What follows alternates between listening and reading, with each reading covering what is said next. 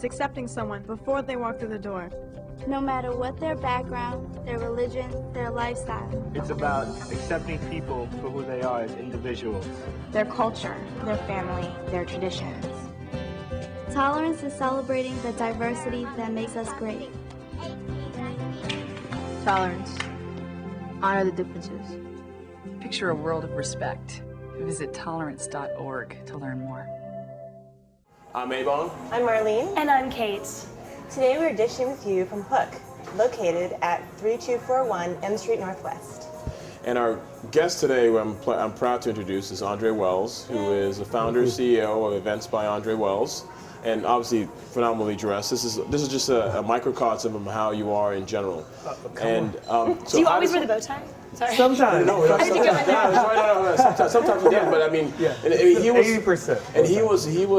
We were both Washingtonians Best Dressed 2007. Oh, way to throw yourself in there. I was gonna say, I bowed down to this guy. I'm still waiting on my. But the point is, the fact that I was in the same magazine with this guy is actually what I thought was, for me, relatively. It told me I was doing the right thing. But how long have you been a celebrity event planner to the stars? Well, I've been in the business for about 13 years now, and I've had my own company for 6. So I've been doing it for a while. Okay. Do you have a degree in it? Or? I don't. I started off as a buyer. I bought women's sportswear for the May Company. I had about 45 stores, but I always knew I wanted to be a special events planner. But you know, we were in a recession then when I graduated from college, so. Well, we're in a recession now. But I got in. I got in. No, what I want to know is, so you say that you were in a recession whenever you wanted to get started with it, but now we're seeing that all over again. How does it change what you're doing with the events? I mean, the events that I've been to have been just as, I won't say opulent, but just as luxurious, just as amazingly well planned. How does that change your job? Well, I think you have to be very reactionary. You have to be more creative with ways to make things look like wow, but they can't cost wow. And quite honestly, you know, some people have a budget for entertaining, and that doesn't change. But then you have companies and individuals that don't, and that's when the reactionary part happens. Okay. So do they come to you with a vision, or do they just say, Andre, it's up to you. You plan this event. I love that. So I guess that doesn't happen so often. No, you know, it depends. I think corporations and nonprofits and some political figures, they all have a goal and they have certain things that they want to do and specific goals that they try to reach. So it's very clear. And then other clients like socialites and entertainers and, you know, brides, they have a big picture, they have a vision, and it's my job to help make that vision come to life and help create, and also to edit, you know. And going back to your first question, in recessionary times, we do a lot of editing. I'm sure. Whereas we may have done big, beautiful, lavish arrangements on every single table.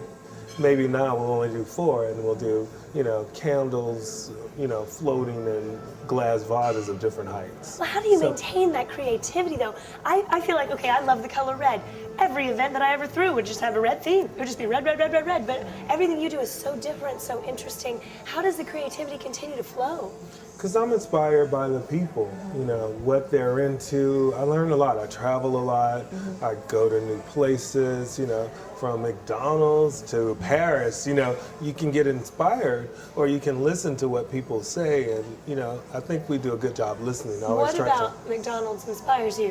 What about McDonald's inspires me? You know, I think it's feel good, fun, easy food. And when people have partied their, you know, butts off, when they go out the ballroom and they see this stand with McDonald's burgers, you know, and milkshakes, that's fun. And then it becomes like, oh my gosh, you wouldn't even believe. When we left there, this is what happened. So I like doing stuff like that. See, that's what I'm talking about. It's the experience that you're providing people. It's the experience of when they come to Andre Wells. I feel like I swear it's not an infomercial. He's not paying me to say this, but I feel like when you go to Andre Wells for an event, I'm thinking about you in the third person, but if you go to Andre Wells for an event, you provide them with an experience that they're going to get. So like you said, even if it's something as simple as a McDonald's burger and some shakes, or some lavish tuna tartare, it doesn't matter because you're getting something. You know what you're getting with you, which is high quality and. No, and I appreciate that. And I feel like, I'm a public servant, so I sell service and creativity, so I have to, keep that going. And what's the next step? Or have we done that before? Or shall we do it again? Well, let's talk about trends for a second. How do you feel about electronic invitations? I don't like electronic invitations. I don't. That's a big surprise. Yeah, I don't know. I mean, that is the first bang of the party. That invitation. When you see an invitation, you're like, I'm definitely going by that. Or you're like, not so. Delete. Yeah. But I understand sometimes you have to do an electronic invitation just to reach the masses because of time constraints, budget. So I do understand it, but it's not my first choice. And that's said from a person who has one of the best invitations I've ever seen in my life, in my last 7 to 10 years of actually being social. I would say your invitations are they're very dynamic and unique, and whether it's the size of it, not a standard envelope, or whether it's the texture or the material you use. And so, like you said, it says a lot about the event where you say, oh man, I got to go to this. Yeah, no. I think it has to be dynamic, like I said, and textural. Even my cards, I have a black business card, and it's I did it raised on in purpose. boss with the big A. I mean, I memorized it to this day. Thank you. Like 3 years ago. Come on, Frank. I think you have a protege. Oh, it's amazing. No. How about event? We're going still on trends here. Event etiquette. Okay. Do you show up if you didn't RSVP? No, you don't show up unless you call the host. I mean, that is a big sore spot of ours. Do you show up if you didn't get an invitation? You don't. This one's what we're talking about in DC a lot right now. I'm just wondering. Yeah, you do not, and especially if you're going to the White House, if you were invited to the White House, And you don't get invited via email either. Absolutely not. You don't. But I feel like when people entertain, it's strategic, and sometimes they invite certain people for certain reasons. And just because you're my good friend, that doesn't mean you have to come to every single event. It just depends what the goal and what the. So how do you determine your invitation list? Are you looking to introduce people? Are they mostly networking events? Or you try to find people that have like interests that you think would get along well together? Well, it depends on the client. If it's a new store, if they're introducing, a new brand, or if it's a bunch of socialites just for a social occasion, or if it's a corporation who they already have a list, So we help them, again, edit the list and determine who should be invited, or sometimes we have nothing to do with the list because they already know who they want to invite. Our job is to keep people who are not on the list out. And why DC? Why are you here in DC? I love DC. It's a small, big city.